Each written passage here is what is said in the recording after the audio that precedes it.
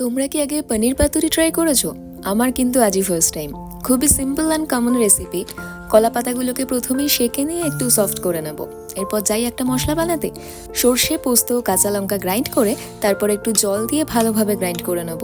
এরপর নুন, চিনি, হলুদ আর সর্ষের তেল দিয়ে আরও একবার গ্রাইন্ড করে নেওয়া যাক। পনিরগুলো এবার নিজের ইচ্ছা মতো কেটে নিয়ে মশলার পেস্টটা দিয়ে ভালোভাবে মেখে নিয়েছি।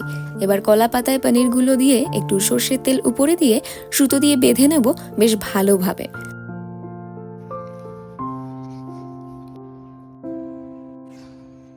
প্যানে তেল দিয়ে পাতুরিগুলো দিয়ে এবার 10 মিনিট মতো রাখবো, আর মাঝে সাঝে ঢাকা খুলে একটু উল্টে পাল্টে দিয়ে টোটাল এই 10 মিনিট মতো রাখলেই চলবে। এরপর আর কি, পনির পাতুরি তো রেডি। গরম গরম ভাতের সাথে তাহলে পাতুরিগুলোকে এনজয় করা যাক।